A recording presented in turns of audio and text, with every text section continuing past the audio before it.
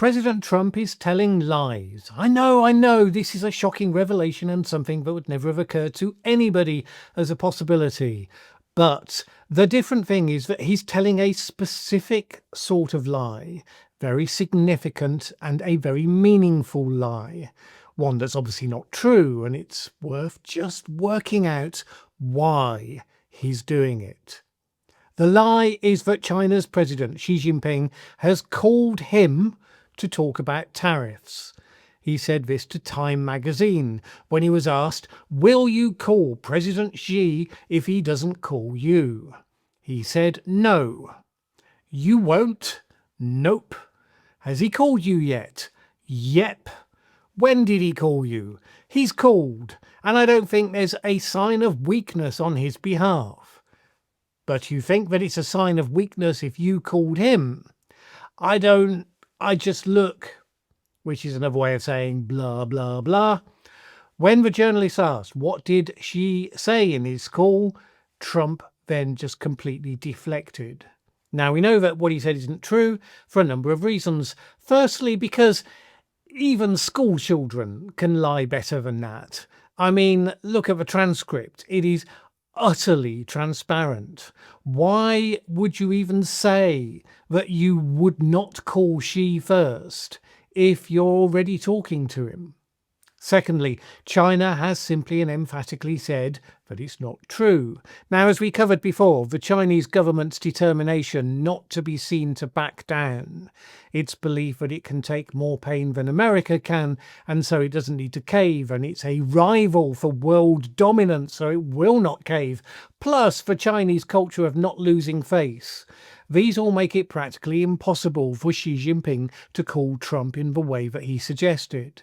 It would communicate weakness at home in a way that would profoundly undermine Xi Jinping's grip on the party.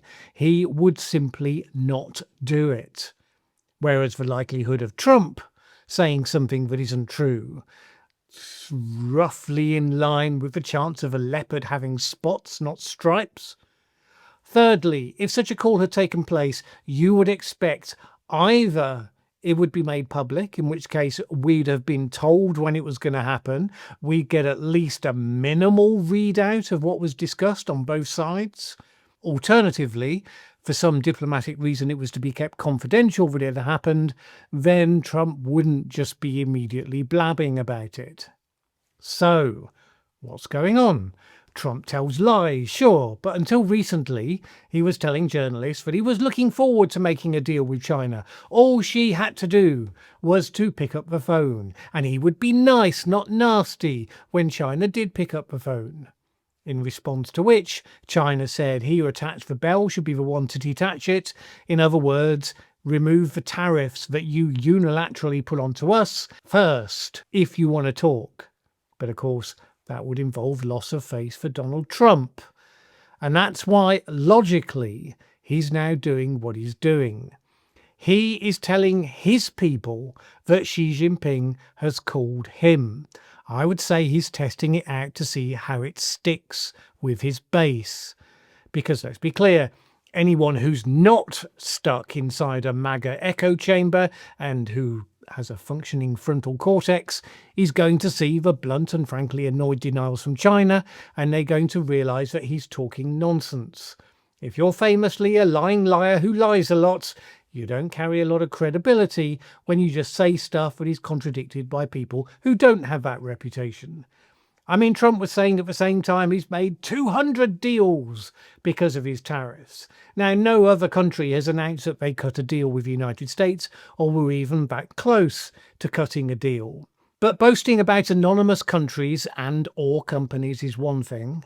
Telling such a specific lie about a named country, indeed the country with whom you're in an intense trade war, that's a different level. Now, of course, on one level, he hopes that making optimistic noises about a deal with China will help to soothe the market somewhat as some of the negative impacts of a trade war become evident. But those guys are really very focused on reality, at least as it affects the health of their investments. So if China contradicts him and there's no evidence to support his claims, It's not really going to weigh much with them, except to know that he's at least trying to find a way. So I think it's aimed at his base, and it's that he's clearing the way for him to call Xi Jinping first, because he's realised that sooner or later he's going to have to.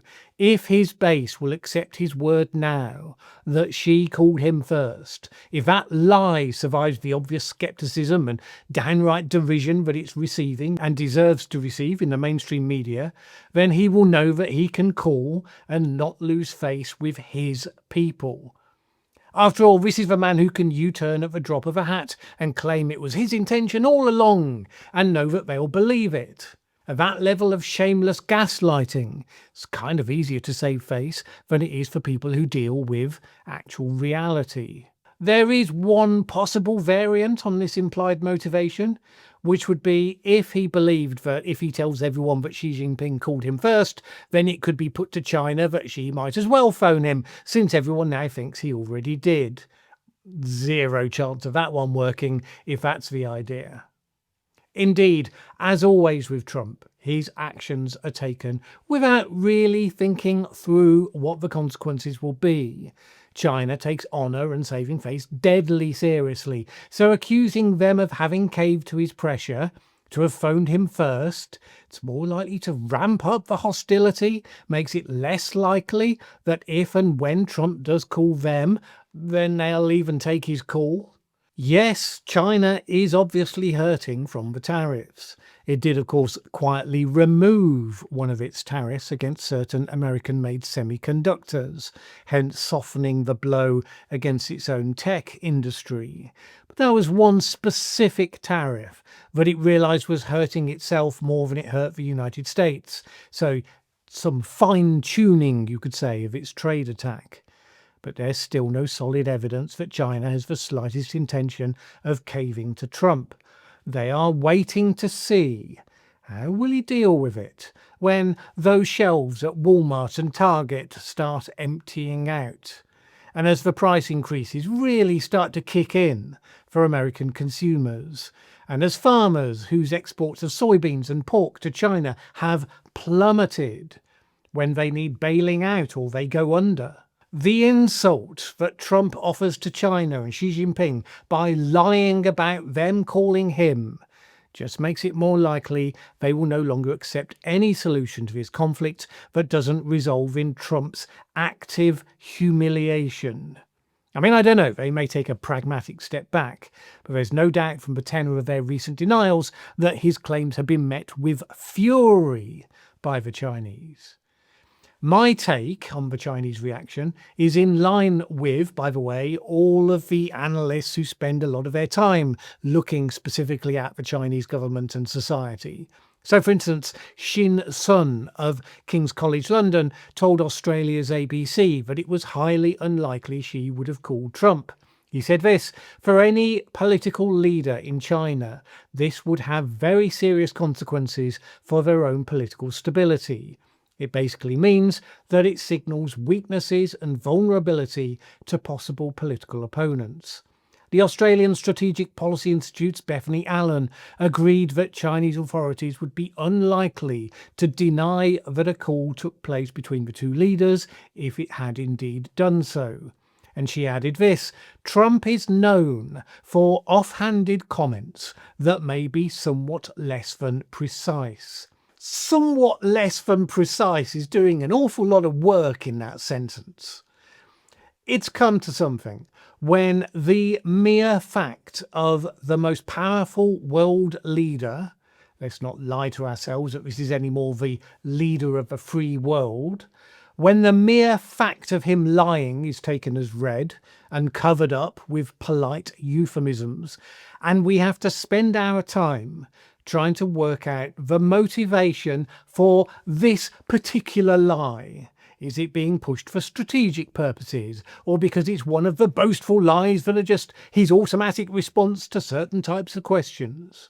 And from such calculations, foreign leaders need to develop their strategies, investors have to allocate billions of dollars of their capital, and citizens need to make decisions about their lives. What a special moment in world history this truly is.